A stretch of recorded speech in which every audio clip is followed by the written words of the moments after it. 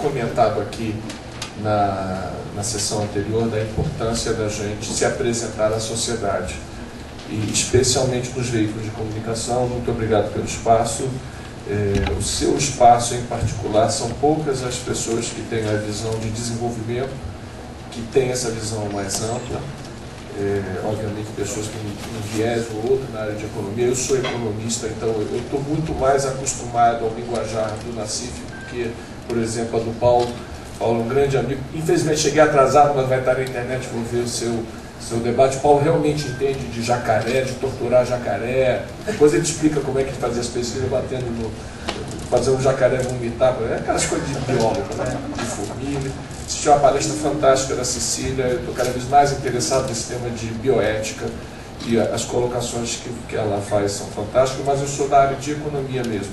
Então esse espaço que é colocado na grande mídia em economia, apenas porque eu saiba, você e a Miriam são juntos que têm aberto esse espaço, cada um com um viés teórico, conceitual diferente, mas isso é muito importante porque eu concordo plenamente. Eu vou começar onde terminou a sessão anterior, o comentário do Paulo, a questão da macropolítica, a questão macro.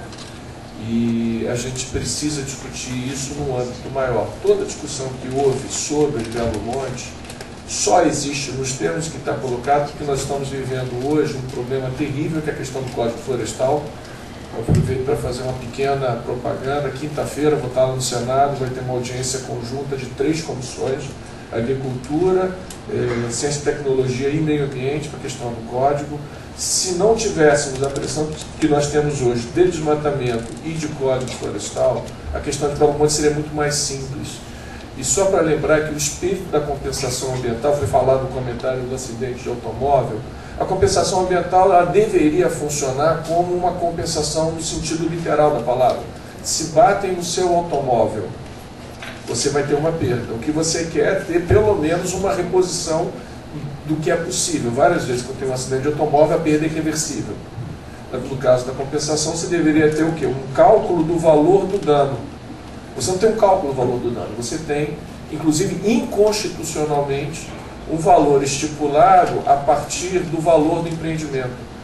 O Supremo Tribunal Federal já se manifestou contrário a isso, e a reação do governo federal, sim, é verdade, há um problema de comunicação, só que essa briga entre o setor ambiental e o setor energético produtivo dentro do governo nós jogamos uma pedra e eles jogam 3 aviões de bombardeio. Os dois lados estão se agredindo, então são iguais.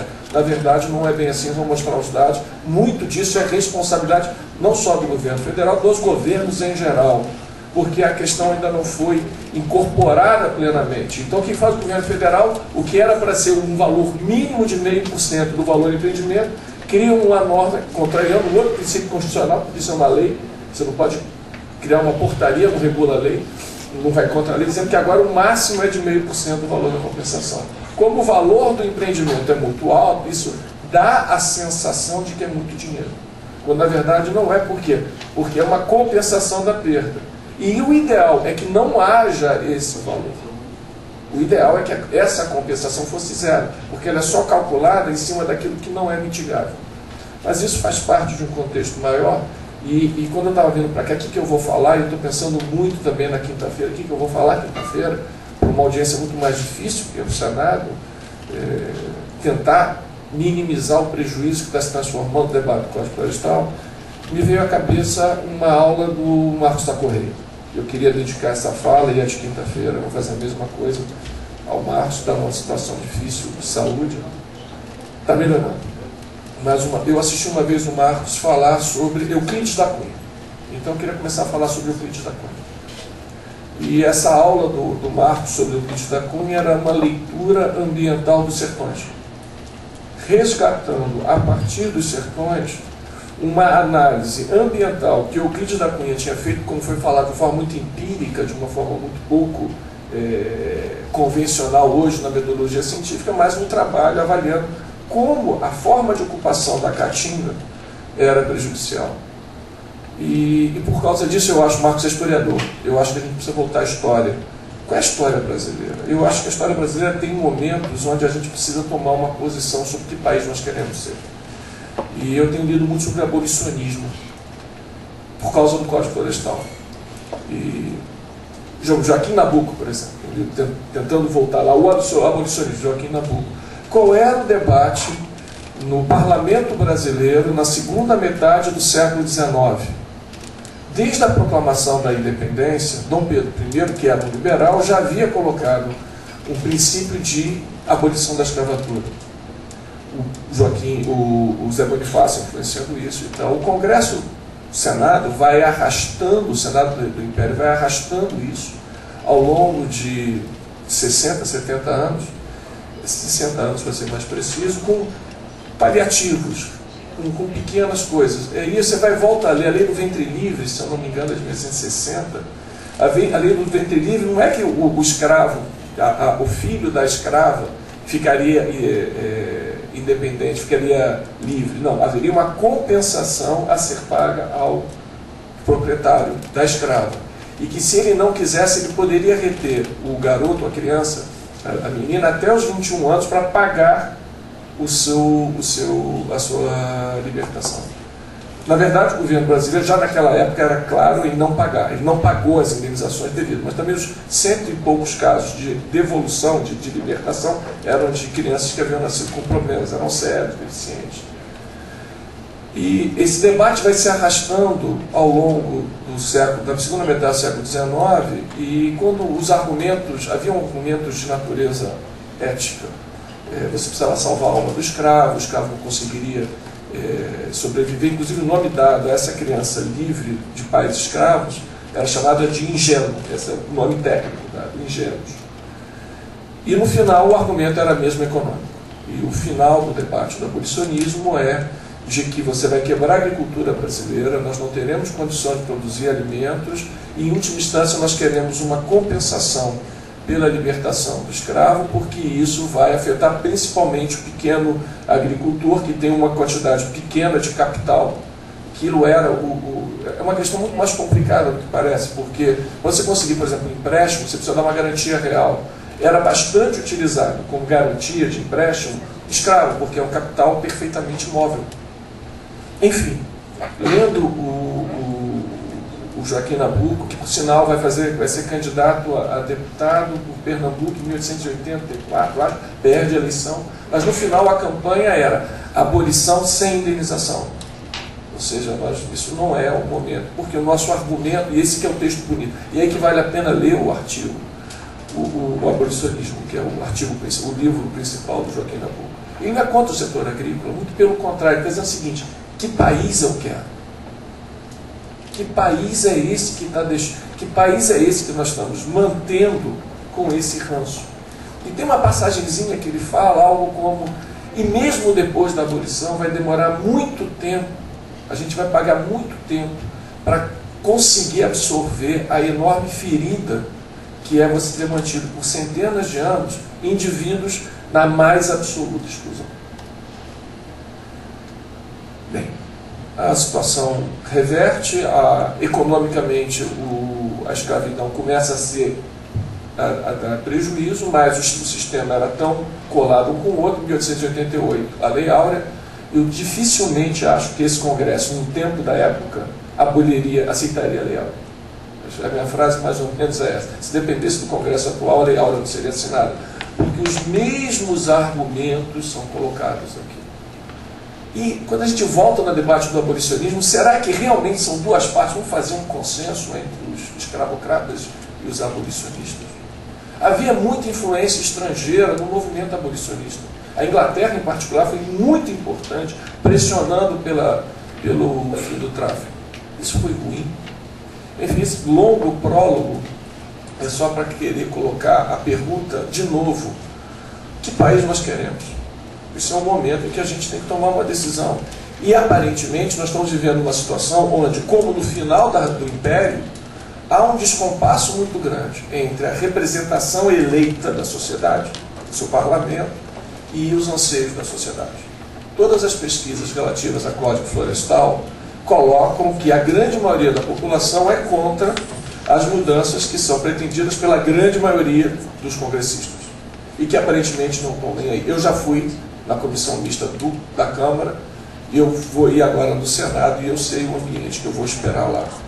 Mas a mensagem principal nossa, aí é que eu quero, já bati bastante do lado de lá, o que falta, eu acho, no nosso discurso ambientalista, que é também técnico, a gente fala isso, os técnicos versus os ambientalistas. Eu sou técnico, sou da universidade.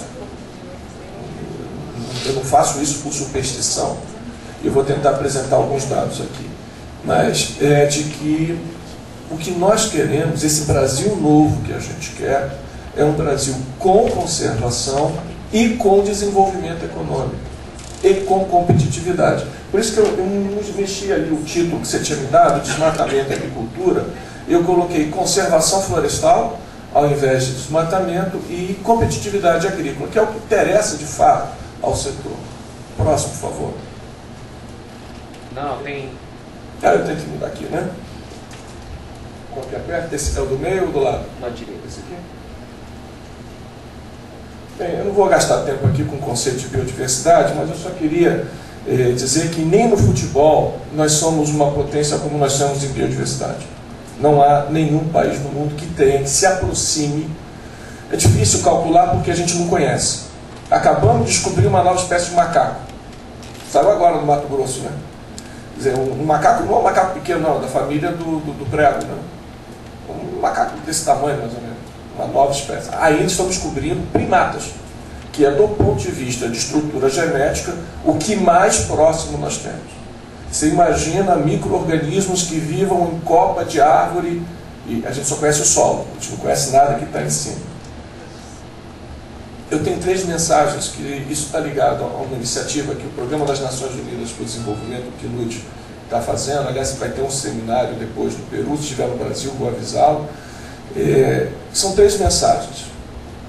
Em primeiro lugar, conservação florestal, conservação da biodiversidade, favorece o crescimento. Nós não estamos contra o PIB. Nós não, pelo contrário, preservar Belo Monte vai aumentar o PIB. Esse é o desafio que eu tenho que provar. Mas essa é a hipótese. O segundo não só a gente tem mais crescimento com conservação, como esse crescimento ele é socialmente mais justo. Ele é mais inclusivo do que o crescimento convencional da destruição. Os exemplos que já foram colocados na sessão anterior, eu só vou colocar mais um, só que não do setor elétrico, para ver o problema do Rod. O mesmo problema acontece com o petróleo na Amazônia, é só ir a Coari. Coari tem um PIB per capita maior do que Manaus. É a cidade onde está instalado o Urucu. Por causa do royalty, é uma enorme atração de pessoas para o município de Coari, que se transformou numa grande favela. O grande problema hoje é como é que você consegue evitar o inchaço dos municípios onde você vai descobrir, principalmente gás, nas novas áreas, evitar esse tipo de problema.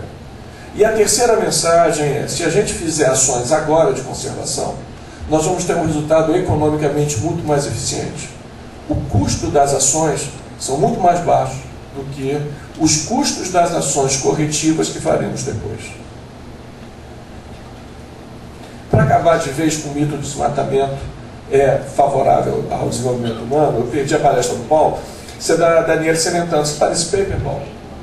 Pessoal, isso aí é uma estimativa. Esse aqui é a luz.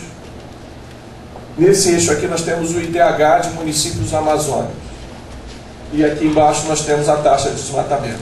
Se houvesse uma relação positiva de desmatamento e IDH, nós teríamos uma reta. Vocês não estão vendo reta nenhuma aqui.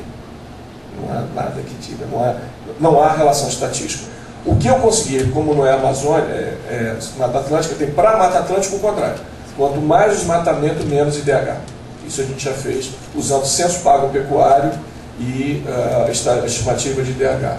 Ou seja, o desmatamento não gera desenvolvimento. Se desmatamento gerar desenvolvimento, a região mais antiga de desmatamento, onde a agricultura há 500 anos, litoral nordestino, zona da mata pernambucana, zona da mata alagoana, nós teríamos o maior IDH do Brasil. E quando você quer se referir a uma área pobre, você vai falar o seguinte: zona da mata alagoana. 500 anos de desmatamento. Levou ao quê? Diga-se passagem, plantando cana-de-açúcar. A quem acredita que etanol vai resolver alguma coisa de desenvolvimento? Tá? Então não há por que acreditar nesse mito. É porque nós temos uma história de ocupação predatória que o passado se fez o enriquecimento a partir disso. O que nós temos nessa região foi um período de enriquecimento mas sem nenhum tipo de inclusão social. Eu vou pular um pouco os slides mais conceituais. Eu vou direto a números, porque eu tenho pouco tempo, tenho mais com tempo. À vontade. Então vamos lá.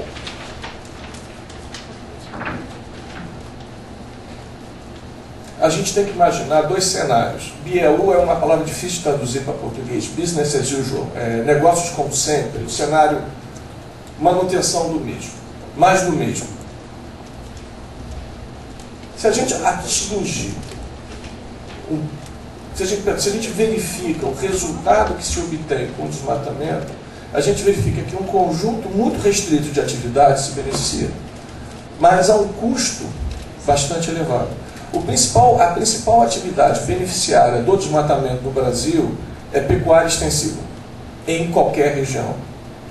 Se vocês pegam os dados do Censo Agropecuário, vocês vão perceber que não há nenhum tipo de uso da terra que seja comparável à pecuária do ponto de vista de uso da terra. Tá? Eu sou de um estado que tem um problema específico, o Rio de Janeiro, onde a decadência agrícola é clássica, mas para explicar a decadência agrícola eu vou citar um outro brasileiro, um sujeito chamado Monteiro Lobato, que também escrevia para adultos e escreve sobre as cidades mortas, que são as cidades do Vale do Paraíba. Ele tem uma crônica chamada Velha Praga, em que ele descreve a decadência agrícola do Vale do Paraíba em 1900, na década de 10, 1911, mostrando como aquilo estava relacionado à prática insustentável de desmatamento e ocupação. Até hoje o Vale do Paraíba não se recuperou. E nós temos uma forma diferente de ocupação, que é do manejo ecossistêmico. Eu não vou ter tempo para entrar em todos esses detalhes, depois eu estou à disposição para falar de tudo que a gente tem para falar sobre isso. Eu quero só mostrar alguns exemplos. Madeira. Madeira é bom. Madeira é valor da floresta. Nós temos um potencial muito grande de aproveitamento da madeira. Cortar madeira de forma sustentável é ótimo. Nos anúncios mais patéticos que eu já vi, voltando àquela questão da sustentabilidade, era uma seguradora de automóvel dizendo que, para dizer que a ação era sustentável, eles assim, botavam um sujeito com um machado derrubando uma árvore. Toda vez que ele derrubava, batia com a árvore, com o machado na árvore, a floresta gritava. Meu amigo, para derrubar a Mata Atlântica com machado, você tinha que ser muito forte. Por quê? Você vai derrubar dias para conseguir derrubar. Quem conhece a floresta sabe o tamanho que eu vou falar. O problema é fogo. O problema é mudança do uso da terra. Se eu tenho uma atividade que permite isso, é o argumento do Paulo. As comunidades que usam o recurso, e usam há quanto tempo? Porque são 5, 10 mil anos que nós temos de uso sustentável desse tipo de recurso, você pode gerar receita. E é por isso que o manejo florestal está se dando bem. Quem consegue a certificação, esses dados são sobre a expansão da produção de madeira certificada pelo selo FSC na América Latina, mostrando que ela cresce muito acima da demanda mundial. Então tem possibilidades disso. Agora, o uso predatório resulta no que já foi colocado aqui, no maior tipo de emissão. Nossa maior contribuição para gases de efeito estufa, que nos torna um dos maiores emissores de gás de efeito do mundo. Nós não somos por energia, mas no todo nós somos.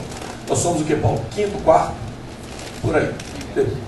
Quinto. Nós estamos entre os 5 maiores emissores de gás de efeito estufa. Só que não é por causa de queima de petróleo, é por causa de queimada. Queimada foi no último inventário de 58% das emissões. 22% foi agropecuária, que é o que veio depois. Então, juntando um com o outro, nós temos o setor agropecuário responsável por 80% das emissões brasileiras de gás de efeito estufa.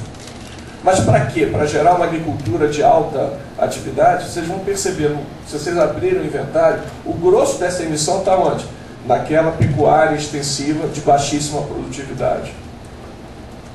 Uma conta mais fácil, facinha. Para pegar um padrão médio aí de Amazônia, para eu botar um boi a mais, eu preciso botar 1,5 hectare de floresta abaixo. Queimar 1,5 hectare de floresta, sendo conservador, na ordem aí de 165 toneladas de carbono. Eu tenho até vergonha de falar isso no pé do Paulo conhece o número melhor do que eu, Mas nós estamos aí sendo bem conservador, né? Pois bem, o que são 165 toneladas de carbono que eu emiti para botar um boi a mais? Quanto é que eu ganho a mais num boi? R$100 no ano? 150 de lucro? Isso é equivalente ao consumo anual de 200 automóveis.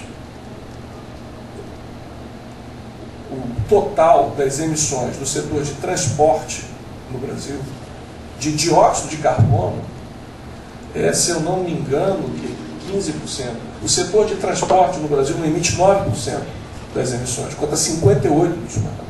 Pega tudo que São Paulo emite, isso é pouco perto do que é queimado na conversão do uso da terra. Água é o nosso outro grande fator. Infelizmente, a tragédia de sempre. Santa Catarina, 150 mil desabrigados. Agora, detalhe, estamos no inverno, hein? São mais de 9 municípios em estado de emergência. O Itajaí Açu subiu mais de 9 metros. Por que nós precisamos de um código florestal? Qual é a origem, qual é a razão disso? A razão disso foi porque nós não somos contra a agricultura, não somos contra o desenvolvimento. A gente não faz isso para chatear ninguém. É porque existe um problema em país tropical, com chuvas intensas, haverá alagamento. Por quê? Porque a vazão vai se alastrar pela margem. E por causa disso, você precisa preservar as áreas de entorno do rio, não só para evitar o próprio alagamento, mas para você impedir o assoreamento. Porque boa parte dessas enchentes é causada por quê? O uso inadequado da terra faz com que haja carreamento desse sedimento, ele deposita no leito, o leito fica mais raso e, portanto, na inundação ele vai alagar mais. Infelizmente, nesse ano, só no estado do Rio de Janeiro foram 1.000 mortos. Há um estudo do Ministério do Meio Ambiente mostrando que 80% dessas pessoas estavam localizadas em áreas que deveriam ser áreas de preservação permanente. Qual é a solução nossa do ponto de vista de política pública, da macropolítica? Vamos reduzir as áreas de preservação permanente. Sob o argumento de que ninguém cumpre a lei. É mais ou menos o seguinte: o limite de 90 km por hora na estrada, ninguém está seguindo. Então vamos baixar ele aumentar ele para 180, porque 180 todo mundo cumpre. Por quê? Porque eu quero ter uma lei que todo mundo cumpre. Ou seja, há uma desconexão entre o projeto nacional e o interesse de um grupo específico. Não é um grupo, não é um interesse nacional como um todo, é um setor específico ligado a uma forma de ocupação que nem é a forma moderna de agricultura. Eu vou direto para a parte de agricultura. O que nós temos hoje no mundo é uma guerra comercial violenta no setor agrícola. Quem cobre as negociações de comércio internacional, as rodadas desde o Uruguai, Doha e por aí vai, sabe que o grande problema, talvez o maior problema de comércio internacional hoje seja a questão do protecionismo agrícola. Ou seja, como colocar excesso de produção agrícola. Vocês forem fazer uma conta de quanto o Brasil produz de grão e dividir pela população brasileira, vocês vão descobrir que o Brasil produz 2 quilos de grão habitante dia. Se vocês conhecerem alguém que come 2 quilos de grão por dia, por favor, leva para o médico. Vai ter um problema sério de saúde. Então, se nós temos um problema de desnutrição, de pobreza, não é por falta de oferta agrícola. O que significa que se você produzir 2,5 kg de grãos habitante dia, tão pouco vai resolver o problema. O problema não está ligado a uma escassez de alimento em si. É a forma de ocupação do território. Que tipo de colocação competitiva você quer buscar no cenário internacional? Você quer ter o seu produto valorizado por qualidade, de forma a você diferenciar mercado e não cair no mercado geral. Você quer ser o anti-commodity. Commodity é, por definição, o quê? Um produto homogêneo onde eu vou competir por preço, porque a qualidade dele é estável. O que você tem que buscar, nesse caso, é um diferencial. Até porque existe um problema dos mercados agrícolas: excesso de oferta gera queda de preço. Então não adianta imaginar que se você aumentar em 50% a produção, a safra agrícola, você vai ter um aumento de 50% da receita. Não, porque você tem um negócio chamado, uma coisa chata que o economista conhece, elasticidade de preço da demanda, que não costuma ser muito boa, muito favorável à produção agrícola. É muito bom para produtos que conseguem ser bastante inelásticos, tipo computador, patentes de farmacêutica, que o cara, eu só posso comprar aquilo, não tem como escapar. Aí não tem jeito, vai produto aquilo, você consegue substituir. Enfim.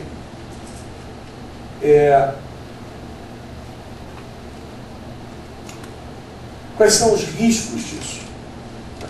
Nós temos, por um lado, um estoque genético que já foi colocado aqui, não vou falar perto da Cecília sobre a importância do estoque genético para a agricultura, mas vai além disso. O próprio controle de pragas, a dispersão, por exemplo, o maracujá, ele tem um polinizador natural que é uma abelha nativa. A ausência dessa abelha, que está ligada à presença de áreas de vegetação nativa, faz com que o produtor seja obrigado a fazer a polinização artificial, que tem um custo adicional. Há uma série, não um, eu já li pelo menos uns 6 ou 7 estudos estimando a variação da produtividade de café com a presença de uma floresta nativa, de novo por polinização natural. Embora o café não seja uma espécie nativa, ele encontra um polinizador natural, insetos. E no caso do café, essa produtividade, esse aumento está na faixa de 10, 15%, ou seja, ter mata perto de um cafezal aumenta a produtividade, não reduz. E N exemplos que a gente pode colocar. Né? A produção orgânica com esse diferencial, o produtor que está disposto a pagar mais, a pagar além, isso é um nicho de mercado que a gente não sabe explorar. A gente está indo pelo quê? Pela ocupação crua. E mais, se nós imaginarmos a grande expansão hoje pensada para a fronteira agrícola em termos de grãos e biocombustível. Não há nenhuma razão para eu imaginar que num futuro não tão distante, uma estabilização política na África e outras regiões de terceiro mundo gerem, junto com a revolução que está ocorrendo hoje dentro da agricultura, a capacidade hoje de adaptação de cultivos a solos diferentes, a climas diferentes. Aliás, a Embrapa é muito boa nisso. Tá? A gente achava que o Cerrado não seria ocupado, o Cerrado foi. Se vocês forem a literatura dos anos 50, 60, o Cerrado não serve para a agricultura. Eu lembro do Adolfo Bloch dizendo, hoje é a grande expansão. Então, o mesmo argumento que é usado para a Amazônia pode ser usado para a África, por exemplo. Com enorme produção. E aí, a competitividade vai servir o quê? Vai servir a preço. Competitividade via preço significa o seguinte: o preço do produto não vai crescer junto com os outros. As pessoas confundem os últimos anos de ascensão do ciclo econômico por causa da China, onde há de fato uma elevação do preço de commodities, com uma tendência histórica, e projeta isso ad infinito.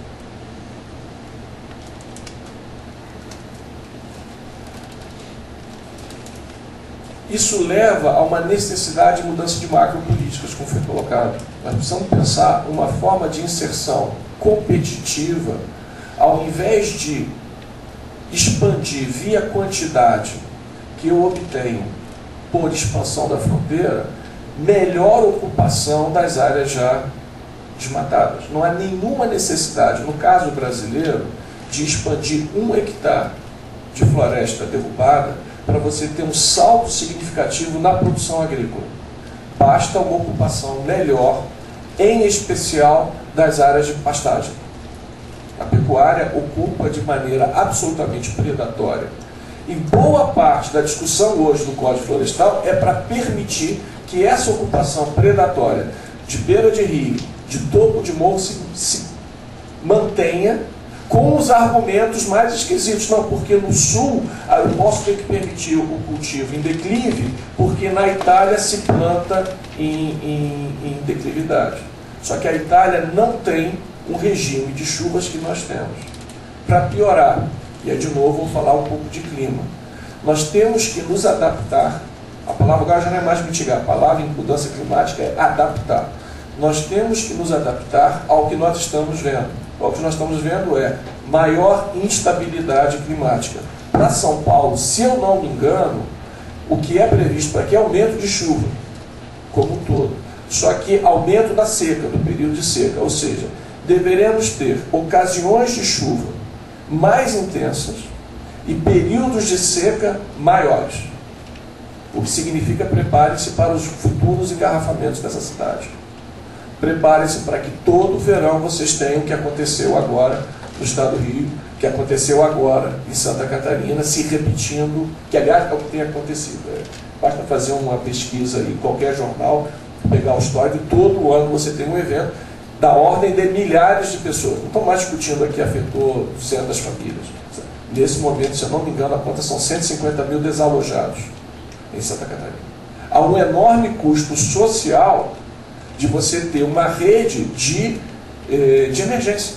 Isso custa dinheiro. Custa dinheiro você ter defesa civil, custa dinheiro fazer resgate, custa fazer o que a gente está gastando para manter um padrão de uso da terra que está ligado a isso. A conservação florestal vai impedir isso? Não, mas ela funciona como uma espécie de buffer, de resiliência, como uma base de proteção. E a ideia dos serviços ambientais. A ideia dos serviços ambientais, e obviamente se alguém está prestando um serviço tem que receber, pode ser a grande solução para isso. Infelizmente, ao contrário do que se pensa, cada vez se gasta menos com o meio ambiente. Esses são os dados do governo federal. Esse foi o último levantamento que a gente tinha parado em 2009, vou fazer uma atualização. O percentual de gasto do governo federal com a gestão ambiental é cada vez menor, e isso não é apenas do governo federal, acontece com os estados também. E isso significa que o órgão licenciador tem cada vez menos recursos para atender mais demanda, espera em si, tem cada vez mais problemas para ter licenciamento. Por quê? Porque esse órgão não está acompanhando a demanda. Para vocês terem uma ideia, eu peguei o orçamento, se não me engano, 2004 a 2008, o orçamento federal para transportes multiplica por 4. Todos sabem que estradas é o maior fator de pressão de desmatamento. O orçamento para conservação pela gestão ambiental se mantém estável, ou seja, ele cai em termos absolutos, se mantém estável em termos nominais. Então eu tenho uma pressão maior para menos recursos, o que significa que eu vou ter uma crise. Okay? Se eu tenho essa dificuldade, isso precisa ser revertido, e isso reflete também o quê? Do ponto de vista geral, infelizmente não é há um radical de um lado ou contra um radical de outro. Na verdade, é muito mais uma profunda descrença do movimento ambientalista em função do que já foi estabelecido. E se alguém tem dúvida do que acontece, da incerteza sobre Belo Monte, leiam a história de Barra Grande, que não sei quantos de vocês conhecem. Foi uma hidrelétrica construída de forma completamente irregular, e que acabou sendo aprovada, e é a origem da briga entre a Marina Silva e a Dilma Rousseff. Tá? Isso aqui é para mostrar que também é um custo de vidas. Esse mapa é antigo, mas a gente fez atualizações estatísticas recentes. Tem um estudo na economia aplicada mostrando isso. Desmatamento está estatisticamente correlacionado com mortes. Aqui são o número de mortos em conflitos rurais entre 85 e 96. Isso aqui é o arco do desmatamento. Tá? Existe um custo social nesse processo. Esse processo não passa de forma... Vou passar aqui, meu tempo está esgotado. Tinha algumas coisas, como eu não sabia o que falar, eu botei muito mais transparência do que o meu tempo caberia, não se preocupe, isso foi de propósito.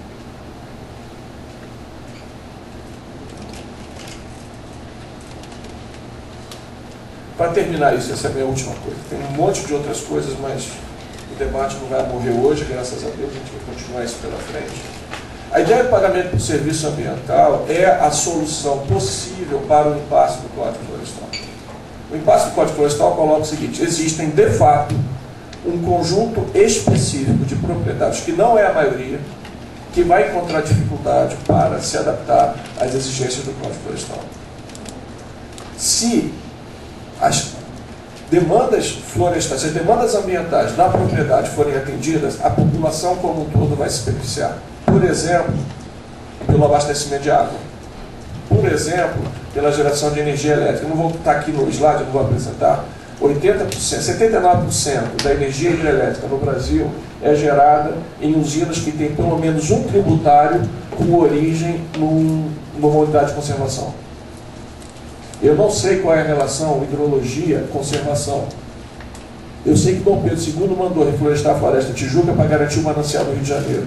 Aliás, 1/3 do abastecimento das cidades brasileiras é captado direto ou indiretamente em unidade de conservação.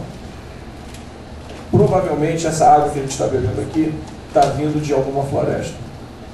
Então, ao proteger a floresta, o proprietário está prestando um serviço. nada mais justo que os usuários do serviço, por exemplo, nós consumidores de água, por exemplo, os geradores de energia elétrica, por exemplo, as ações de mitigação de carbono, a conservação florestal, essa melhor máquina que foi inventada para combater o efeito estufa chama árvore. Tá? Ela cresce o quê? Chupando carbono da atmosfera. Se você reflorestar em escala significativa, você vai reverter o processo de desmatamento. Isso vai significar que há possibilidade de crédito de carbono. Então, isso é possível e está sendo implementado. Só para colocar aqui um exemplo concreto, eu vou colocar aqui um lugar de Mata Atlântica. Vocês conhecem essa cidade? Esse projeto começou numa cidade que tinha alguns proprietários, uma escala piloto. Nessa cidade, esse município é bem pequeno. Vocês conhecem isso aí? Isso é um município pequeno chamado São Paulo. Tá? O projeto Oásis começa aqui em São Paulo. Vocês forem ali para baixo, ali para a região passando Interlagos, indo ali para bem para o sul de São Paulo, vocês vão encontrar uma área rural com imensa riqueza. Essas são propriedades privadas. Tá? Nessa prainha aqui, há 2 anos atrás, uma anta veio ter o filhote. E onde tem anta, tem um predador da anta. O predador da anta é a onça. Já viram pegada de onça ali. Então tem uma enorme diversidade. Então você faz o quê? Um esquema no qual o proprietário rural que se adequa recebe uma compensação financeira. Isso é plenamente possível de fazer.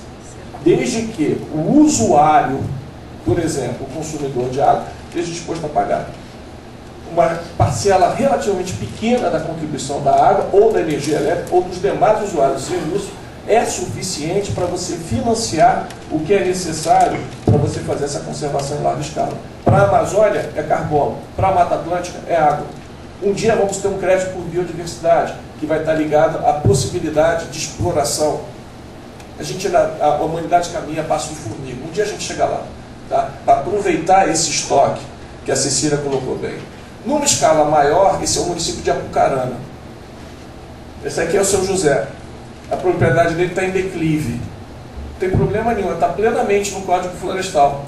O Código Florestal não admite declividade acima de 45%. Plantação de café em curva de nível, o Seu José está recebendo, está feliz da vida com o projeto. Está aqui mostrando que a safra foi muito boa esse ano.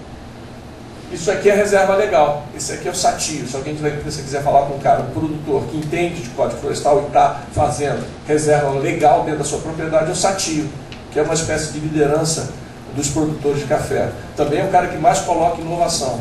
Está experimentando agora um plantio com gel para segurar o problema do frio e tal. Então, isso é possível de ser feito. O que falta para a gente é o quê?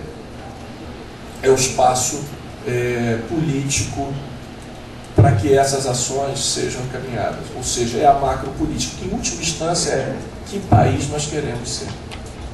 Nós queremos ser a continuidade do país que se construiu à base do ferro e a fogo, um livro fantástico do Warren G. Para quem quiser conhecer Brasil, é um livro fantástico de história do Brasil, vista pela história da Mata Atlântica. Tá? Um país que cresceu com a maior desigualdade do mundo ocidental, um país que cresceu à base de um desmatamento tão vigoroso que a Mata Atlântica só restou 7%. O Cerrado, provavelmente metade já foi, e não há nenhuma razão para imaginar que um processo dessa virulência não ocorra em escala semelhante da Amazônia. Não há nada em especial na Amazônia, além da distância, que impeça esse tipo de ocupação, ou uma outra nação. Em 1888, mal ou bem, a gente tomou a decisão. E a gente sobreviveu. E continuamos sendo grandes produtores agrícolas. Vieram os colonos, resolveu-se outro tipo de problema, inclusive o próprio desmatamento. Mas a questão específica da escravatura, para o produtor rural, não teve problema nenhum. O grande problema daquela abolição foi por ter sido tão tardia. Na verdade, não deveria nunca ter existido. Mas essa demora de 60 anos deixou uma marca que até agora, com todos os programas que nós temos de inclusão social, cotas, etc., a gente não consegue resolver. Eu estava no avião, vindo aqui de avião, vendo aquelas revistas de avião, vendo aquelas fotos bonitinhas, quem é que está voando? Não havia nenhum negro. Aí eu procurei quantas pessoas negras tinham naquele avião, que é o avião típico de gente que trabalha, São Paulo, Rio-São Paulo, 8 horas da manhã, também tinha 2 ou 3. Será que a gente vai repetir com a questão ambiental o erro que a gente cometeu com a escavatura? Obrigado. Paulo Arcote, da Fórum Empresarial de Responsabilidade Social e Sustentabilidade. Bom, só para registrar, eu sou professor universitário e também sou da área de saúde pública e epidemiologia. Então eu não sou nem pessimista nem otimista. Eu trabalho com realidade e com cenários. Né? Só achei importante frisar. Resgatando, voltando àquela questão que eu acho que amarra com o que você falou, não tanto com o terreno, mas enfim, que a minha área é ambiente, sim, né? Olha só, se nós considerarmos a legislação brasileira, que é dada como referência, né? Ou de onde ela surgiu? Surge da Política Nacional do Meio Ambiente, 81. E ela vem da onde? Ela vem de Estocolmo, 72. Né? Ou seja, na verdade, antes disso, Clube de Roma, 68.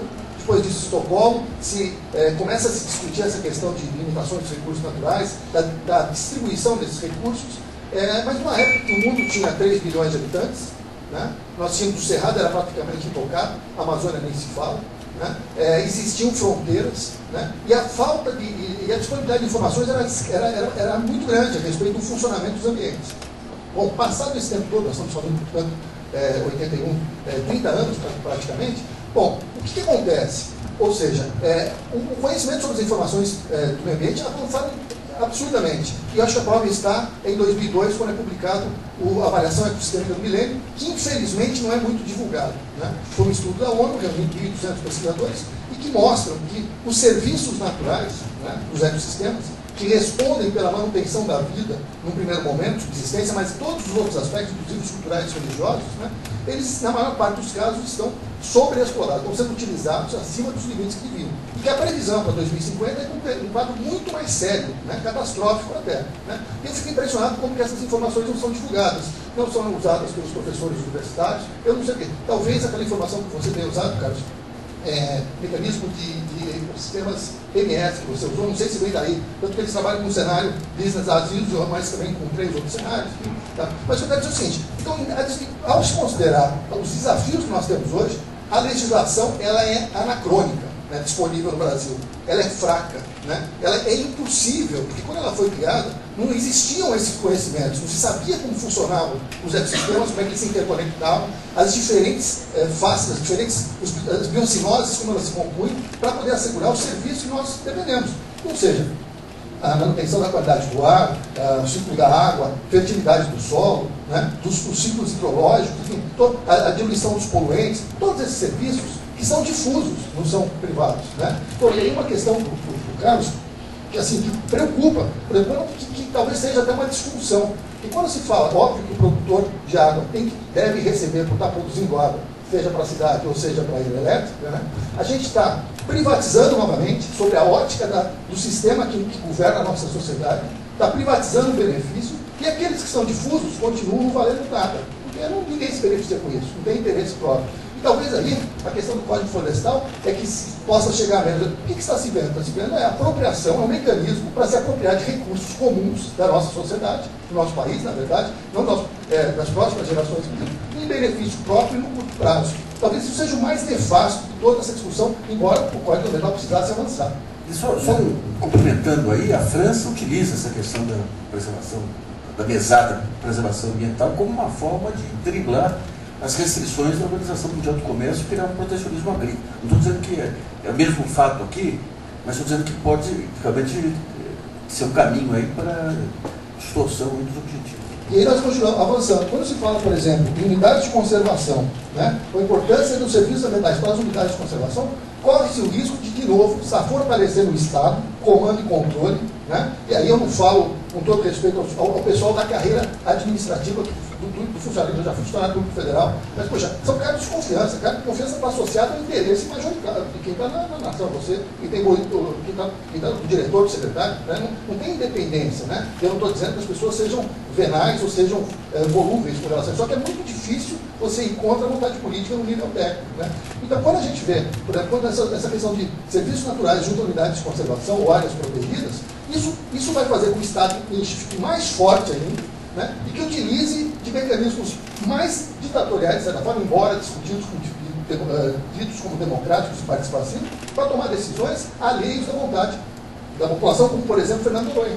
né, onde se começou a explorar serviços naturais lá, com relação a belezas cênicas, a atividades de turismo, e a população de lá, isso foi quem ganhou a concorrência? A CVC, uma grande empresa que não tem nada a ver com aquela comunidade.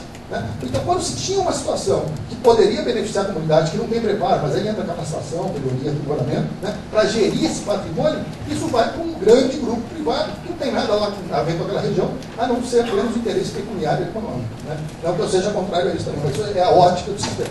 E só para concluir, talvez quem falar isso é uma procuradora de Santos, ela disse assim, que eu acho muito interessante, que o nosso país, os problemas que o nosso país passa, na verdade, nosso país não é uma república. Ela diz que é uma pré-república. Antes disso, é uma pós-escravocracia. Porque a res pública, né, ou seja, aquilo que é de todos, não existe, né, no nosso país. Tanto que tem que ter placa no mundo da Sabesp, proibido jogar lixo aqui. Né, porque se não colocar placa, e mesmo assim as pessoas jogam. Então o público é de ninguém. Ou seja, se é de ninguém, é para ser adonado. E se é para ser alguém adonado, aquilo é adono eu, porque aí meu bolso fica. Né? Eu acho que essa é a questão, e aí que vai chegar na questão dos indígenas. Né? Então, na verdade, assim, como acelerar esse processo? Não demorar 100 ou 150 anos, sem querer ser pessimista de novo, né? Longe disso, né? Para poder ter respostas que, de fato, contribuam para a instituição de um Estado justo, democrático, né? E que saiba valorizar esse potencial, que é a maior riqueza. A maior riqueza, por exemplo, é a biodiversidade. E está se perdendo por soja, por maior país consumidor de agrotóxicos. Né? Como é que ficam os serviços de produção de água com agrotóxico ali? Né? Ou semente geneticamente modificada? Acho que eu vou fazer a pergunta, porque aí acho que vai... Pode ser? Não, só dois comentários, na verdade, coisa rápida. Com relação à agricultura, que aí o Carlos comentou alguma coisa aqui. Como ele falou, né, não é falta de alimento que na verdade existe, mas que não existe realmente uma má distribuição de renda, que agora no Brasil começa a ser melhorado, mas no mundo como um todo ainda é o grande problema, né, na África. E para o Marcos Terena, que entre os documentos, quando eu comentei, né, o estudo do CEGEM, que estava me impedindo, né, de fazer a pesquisa, um dos documentos que o CEGEM me solicitou foi a ata de nomeação do líder indígena. Numa comunidade que se sabe que a tradição é oral e a eleição é simplesmente eles se juntam e escolhem quem vai ser o líder. Então, para vocês verem, é absolutamente impossível. Só isso. Registraram no cartório do firma reconhecido. Agora eu vou defender o Fernando. Agora veja.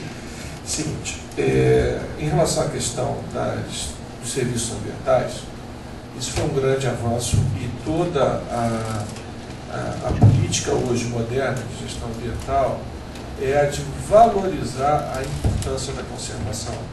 Mostrar que a gente não faz conservação por birra, a gente não faz conservação por capricho.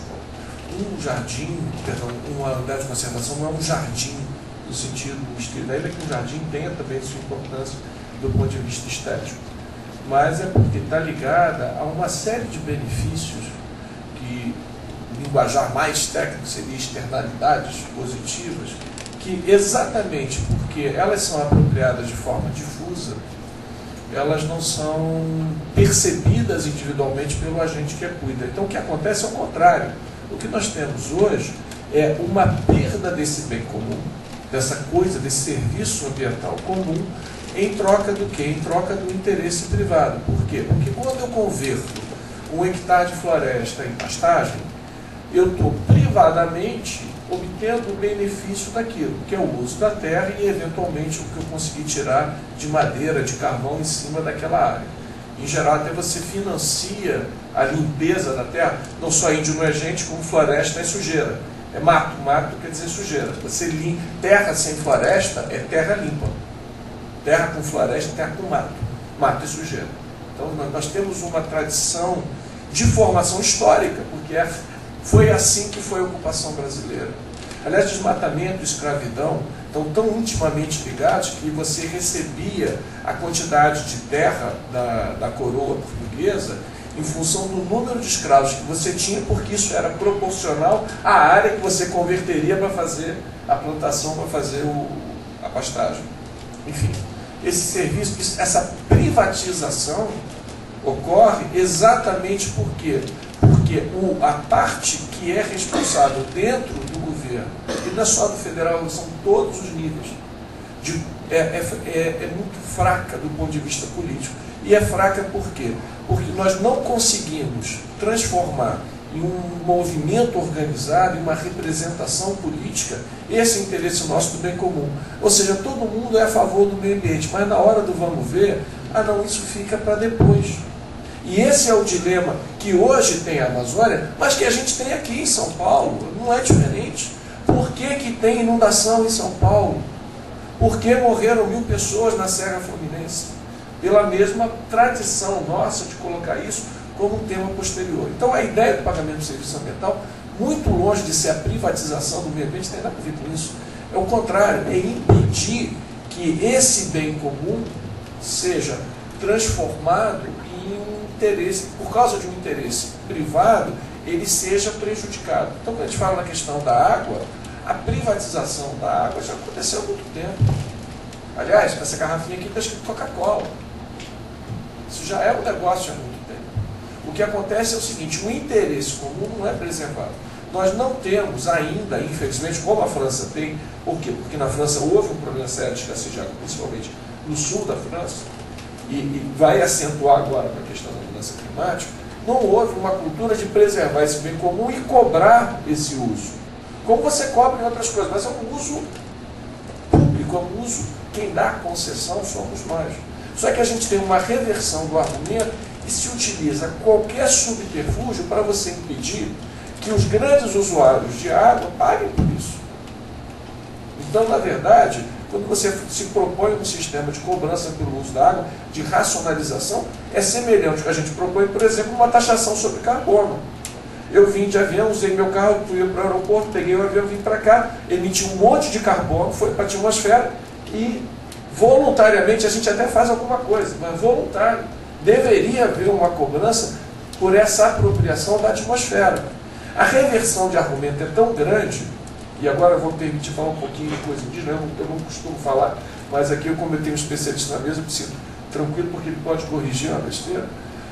Raposa Serra do Sol, o grande argumento utilizado para transformar uma terra pública, o Marcos Terena frisou, a terra indígena não pertence ao índio. A terra indígena ela é federal e é de gestão direta de um órgão federal FUNAI. O grande argumento para a privatização a preço zero da terra de Raposa Serra do Sol, que tem uma possibilidade de uso de arroz e pastagem, foi de que a terra indígena ali na fronteira colocava em risco a soberania nacional. Índio já foi tudo, já foi preguiçoso, já foi cachaceiro. Agora, o argumento que você tem contra a terra indígena na Amazônia é que você coloca em risco a soberania nacional porque eles são muito ingênuos. Aí vai vir um missionário inglês, um americano, e vai converter e dizer que aquela terra não pertence a eles. Eu já recebi milhares de e-mails sobre isso, né? E olha que loucura. Privatizando a terra, eu daria mais segurança à soberania nacional do que ela sendo pública. Correria menos risco. Quando, na verdade, essa terra de fronteira sendo vendida, ela sendo privatizada, ela pode ser vendida aí sim para o estrangeiro, que é o problema que você tem no Paraguai e na Bolívia com a fronteira deles com o Brasil, porque nós compramos a terra deles. E eles têm um problema de segurança nacional porque não fizeram um uso público naquela área de fronteira. A reversão do argumento, e aí eu vou fechar o meu comentário, o problema dessa reversão do argumento é que ela está ocorrendo no nível mais alto de elaboração de política. Quem fala isso é um senador da República. Quem conhece o senador de Roraima? E que propõe, inclusive, a apropriação de reverter a legislação de terra indígena para aproveitamento mineral. E o segundo movimento que está vendo agora, depois da mudança do Código Florestal, é rever a legislatura sobre unidade de conservação e aí tirando do poder técnico a tecnocracia que está lá e aí eu defendo eles. Aí esse pessoal rala. Tem gente que rala, essa tecnocracia que segura, sabe-se como, o sistema com pouco orçamento. Tudo isso acontece não é porque o Ministério do Meio Ambiente queira. Os caras estão lá e vão lutar até o fim. Só que o espaço político que é dado é pouco. A grande pergunta é onde está o resto da sociedade brasileira que não se manifesta. O agricultor moderno que poderia utilizar a bandeira de um produto made in Brasil com conservação e não faz. o produtor de madeira, que podia utilizar uma certificação de madeira nativa, e naquele estudo de áreas protegidas, a gente mostra que você pode abastecer toda a demanda brasileira de madeira nativa com concessão florestal num conjunto relativamente restrito de florestas nacionais e estaduais, que é uma categoria de unidade de conservação. Onde está esse setor, onde está essa sociedade que não clama por isso? Mas eu acho que tá. Eu vou para encerrar essa parte, eu vou ser um pouquinho mais otimista aí. Você vê, quando começou essa questão do manejo florestal, a maior defensora do neoliberalismo, da não participação do Estado em nenhuma parte, aí deu um mote lá, porque era uma eleição presidencial, de que se estaria tentando privatizar a Amazônia. Né? Mas quando a gente pergunta quem é que representa o bem comum que foi colocado aqui, há uma visão pessimista de que, como o governo representa um conjunto de forças, tudo que se emana do governo representa os interesses daquele conjunto de forças. A maior parte daquilo. Mas eu não sou pessimista assim. Por exemplo, há essa visão de que os empresários, não existem empresários preocupados com o meio ambiente. Você lembra o Blay do Maggi, quando ele ganhou aquele troféuzinho Motosserra do Ouro? Eu, por acaso, fui palestrar lá naquela Bienal de Cuiabá na época. Eu vi um pacto firmado lá com um conjunto de ONGs ambientais, o governo do Estado e fazendeiros, agricultores. Alguns deles descendentes daqueles agricultores que acabaram com o Paraná lá, que jogavam árvore no rio lá. Fecharam um pacto que nós queremos ser fiscalizados por uma razão econômica. Não foi nenhuma bondinha. Mas por quê? Sabiam que a médio prazo, qualquer denúncia sobre desrespeito ao meio ambiente do Mato Grosso inviabilizaria mercados europeus. Então, quando a gente pega quem representa o bem comum, você pega, por exemplo, os problemas que ocorreram, eu acompanho de longe, não vou nem entrar em... ele já conseguiu a quinta vez, hein? Recordista. Tira o solzinho aí quando não desce. Então, se você for pegar, por exemplo, essa questão do meio ambiente no tempo da Marina, eu estou acompanhando de fora, acompanhando pelos debates que ocorrem aqui queriam criar 2 fundações para cuidar disso e daquilo. Daí vem denúncias. Não, são grupos aqui ligados à Marina que estão querendo dominar tais áreas. O que significa esse conjunto de interesses difusos? Democracia. Ninguém, individualmente, se você der poder absoluto para qualquer um desses setores, nós estamos ferrados.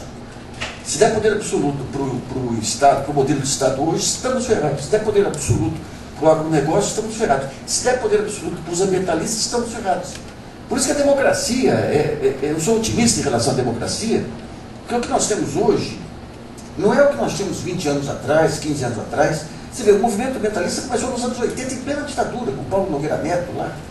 De repente você tem uma radicalização, você pega os procuradores aí de Santos, uma radicalização monumental, importante até para consolidar o conceito de meio ambiente aí. E hoje nós temos centros de discussão em várias áreas aí, com ninguém se pode otorgar o papel de representante do interesse público. Ele representa uma parte do interesse, é importante, e que todo mundo represente partes desses interesses se chegue a esse consenso geral. É por isso que nessa nova democracia midiática, inclusive, essa possibilidade de vir para a internet, de externar os pontos de vista e tudo, a vantagem de estar muito tempo na estrada é que você já acompanhou muitos outros momentos da vida do país, então dá para perceber hoje, você dá uma baita ansiedade quando você olha o que tem que ser de ideal e o que tem para caminhar, mas quando você olha para trás, é um baita de um avanço. Eu tive uma conversa, a única conversa da minha vida que eu tive com um grande conhecedor da política nacional em todos os seus ângulos, chamado José Sarney, que é um grande cara de pau, mas ele tem uma visão, é um grande cara de pau que ele fez uma defesa do presidente do Senado contra aquela campanha, fizeram contra ele, e deixar bem claro, é o presidente do Senado, não é o Sarney, quem quiser atacar o Sarney tem tudo isso aqui. Inclusive ele conseguiu meu pescoço na Folha em 87, mas não é o caso. E ele dizia da mudança, ele tem uma visão sobre os novos tempos políticos, muito mais avançada que Fernando Henrique XIV e outros. Aliás, não é à toa que ele sobreviveu há tanto tempo assim. Né? Ele mata o Maranhão, mas pensa bem, estrategicamente. Né? E ele dizia o seguinte, até algum tempo atrás, a grande disputa que você tem era entre a mídia, a grande mídia e os políticos para ver quem que representa a opinião pública. É uma briga histórica. Foi de repente, sociedade civil. Veio umas ONGs aqui, representando interesses específicos, econômicos específicos, com muito mais legitimidade do que o deputado. Então você vai ter que ter uma revisão do modelo político, porque o deputado não tem mais essa legitimidade. Ele falou, e quando abre a internet, de repente surgem blogs com muito mais peso e legitimidade que os grandes jornais. Então nós estamos aparecendo, a gente está num momento hoje riquíssimo, riquíssimo, eu concordo com os que disseram, nós estamos desenhando um novo país. Aqui onde, digamos, essa multiplicidade de interesses que surge, de um falando em nome do bem comum, querendo o bem comum de acordo com a sua visão, o outro falando em nome do bem comum, querendo o bem comum de acordo com a sua. Isso é sinal de vitalidade da sociedade civil. Então todas essas opiniões, o grande desafio é como que você coloca todo mundo na roda, discute, dá voz para todo mundo. E a internet é fantástica, porque, por exemplo, vocês têm que ter um blog, um site lá, quando quiser a opinião das comunidades indígenas, eu vou lá, não vou pegar o que sai no jornal tal, pode sair distorcido e tudo mais.